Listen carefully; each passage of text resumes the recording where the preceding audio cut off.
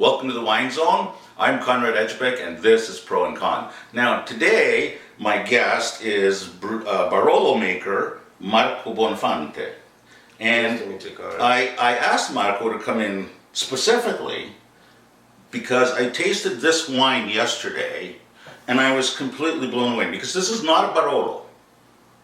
This is not even made from Nebbiolo, but it's so groundbreaking that it could eventually replace it. Shocking? Now you need to know this. This is completely new. This is from the Albarossa grape. I want you, Marco, you've been making Barolo, your family's been making Barolo for a long time, but you started your own company because of my the previous company had partners that fell apart, blah, blah, blah. You started your own firm. You've been in it for now how many years? But I grew up in the winery with my father. But when did you start your own company? In 2000. In 2000, so it's now 16 years old. So in 16 years you've built a fairly decent company. Barolo, Barbera, Moscato, Brachetto, Arnese, Gavi, and also some international varietal as a Cabernet Sauvignon, some blend, and this Albarone, which is my dream, my baby. And this is called Albarone. It's from Piemonte, and it now has a DOC. But tell me about the grape that it's made from, called Albarossa.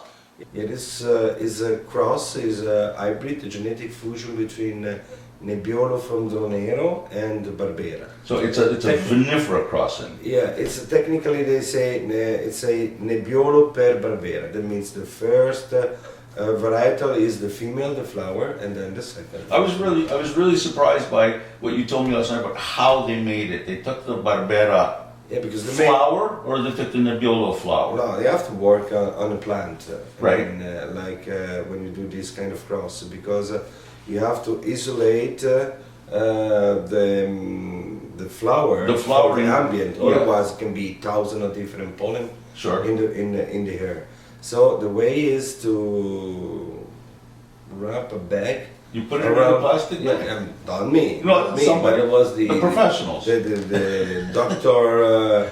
Dalmasso in 1938. Dottore Dalmasso has to do with the plastic bags. Exactly, and then inject in the air, in the ambient inside the pollen. So, this way we are 100% sure that the flower come in contact with this specific pollen. So it was Nebbiolo pollen on a Barbera flower, or the other way around? No, the other way around. So Barbera the flower is the Nebbiolo pollen, and the Nebbiolo was the flower. So the mother plant or the father plant? Yes, the mother is the Nebbiolo. Right. Now from this you've created this crossing that it's natural, but it's wholly unnatural how you make this with the plastic bag. So this is one of the way. Then I am not sure about how they did it. Right. Now, 1938. It was 38 was invented in 70. So it's created. Okay, it was created in 38, but it was approved for growing in Piemonte. Yeah, it's this grape have to go through a process. Sure. That is first they plant it, they multiply the plant, they make a vineyard, and then they check how this grape is growing in Piemonte. And then it was listed in the proof varietal around the 70s, the 80s. 1970s, 80s. And then the first commercial plantation starts at the beginning of this century, so 1998, 2000. And the deal then at that time it was possible to produce this varietal under appellation Langhe or Monferrato.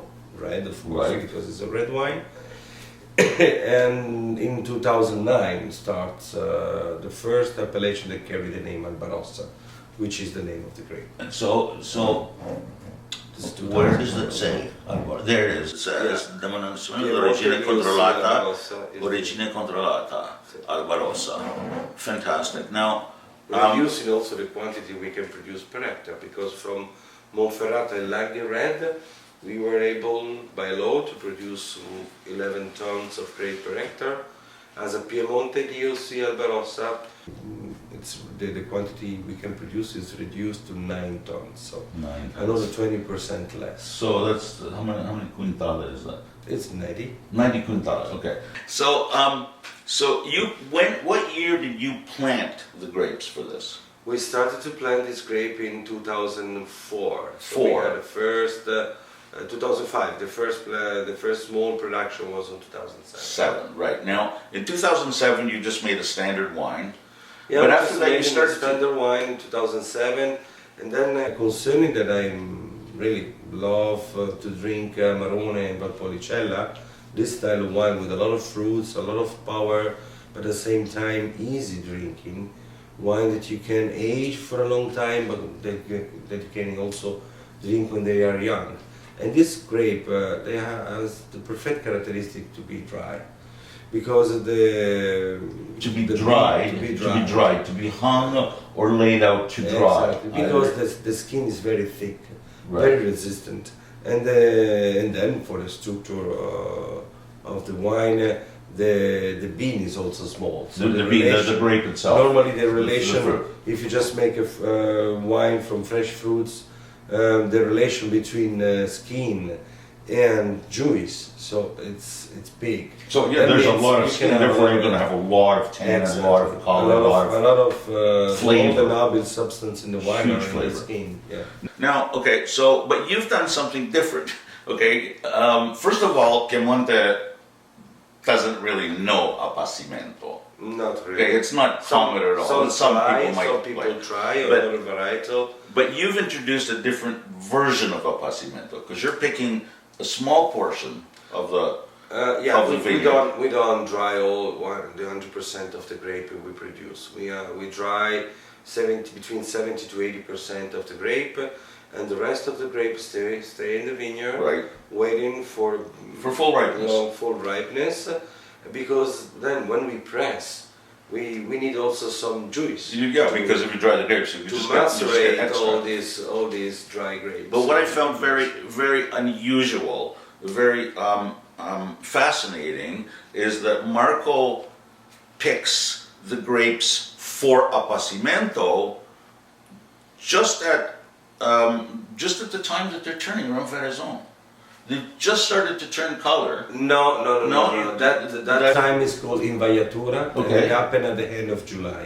Yeah. We wait another month, end of August, first days of September, Right. when the skin start to release the color. Right. That means the polyphenol, the tannin, are start to getting ripe. Well, yeah, they're just starting to change color, right? No, release the color. Release So the I color. mean, to check the right time to pick up to harvest the grape for drying is I physically go into the vineyard.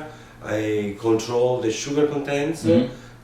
So what and kind of percent of sugar would you want on your refractometer? What kind of it's, sugar are you gonna get? We call it 18 bubble with a monocular. Yeah, so 18 bricks about. So it's about an alcohol potential, if it is fermented, around 10%, maximum 11%. Because then okay. when we calculate the drying, with between the 30 and the 40%, we lose 30-40% of the weight. So we have a 30-40% of concentration of acidity and also of sugar. And this is this time. So if I wait too long to harvest the grape for drying, then I will have too much alcohol potential. Yeah. Then it's going to be too difficult to ferment the wine, and at the same time you can have some rest sugar later. And I want to make this wine have to be dry because I like dry wines. This is dry. This is totally It's dry. totally One juicy. gram liter It's sugar. totally ripe, and it's 15.5% alcohol. But you never know. You No, don't feel the alcohol. No, because it has to be. Well, until your third glass. Okay, maybe after the bottle it's gonna be. So it's amazing. I gotta. Stand up. It's been so long since I've had it. It's something new Since from yesterday. Piemonte. It's Finally, well, that's why it was interesting a because traditional region, because we're probably talking. something Well, I really- worry about you now. I'm worried about you now because this wine to me, and we had your traditional Barolo, we had your Lange, we had your Barolo, and then we had this. And to me, this is far superior from Barolo. It's let's say it's a totally different wine. With I totally get different that. I get that. But I could see a lot of Barolo winemakers being upset because you're showing them up. If you put this in a wine tasting with a bunch of Barolos, this is going to go up here and all the Barolos are going to stand here. This is. I'm happy that you say that. It means that I did something really. You did. Really different. You did, but you've got Albarossa grapes and they don't. In other words, more people have to plant this grape in order for this to become more available and more affordable. Yeah, it's a very. For the moment, it's a very small production in Piemonte. Yeah. How much do you make? I produce around 8,000 bottles per year. Wow. And the total production we have about, for the last report that I have, 60 hectares planted with a total production between 220 to 250,000 bottles. Okay. Between all producers. Yeah, which is minimal. Which is minimal. Which is really minimal. If you think about the Barolo, it's over 20 million bottles. Well, yeah. So if you want a cult wine, exceptional. Like I think it runs around depends on the country and the province. It'd be from $60 to $80 a bottle. Yeah. I think it's around 70 here currently in Ontario. Could be here in the market between. But I think pretty soon that's going to be double that. Yeah. Double that. But it's a good idea. It's an amazing wine. I like the fullness, the freshness, the fruit, cherry. Did you see outside I got a mulberry tree? You know what mulberry is? I didn't take a look, but I will check it. I get flavors of mulberry as well. Black cherry, mulberry, raspberry. It's very fruity, very juicy, very fresh. It's making my mouth water, but it has great depth. Okay, and it's the same about fullness. What is nice for this wine is that if you drink it right away, it goes down very easily. Yes. But if you keep it in the mouth, you feel the power, you feel the tannin and the Totally. long age potential. Totally. As I told you yesterday, we had a vertical tasting from 2007 till 2012 by Christmas with the guy which are working in the winery, and 2007 is still a baby. 2007, the first vintage, which was not made Appassimento style. No, so the other ones have more potential because they're more concentrated. Dry. The 2007, the summer was very, very dry. So we had a lot of concentration. Right. This is the 2012. If you can find a bottle anywhere in the world, get one. If you can get a case, you'll have about 1% of the production. But yes, more or less. Yeah, but in general, I wanted to talk to you because this is unique, it's new, it's special, and I wanted to be first to share this with everyone. Thank you very much for coming in and talking. Grazie. It's a fantastic wine. Thank you very much. Congratulations. We'll be back with more interesting people.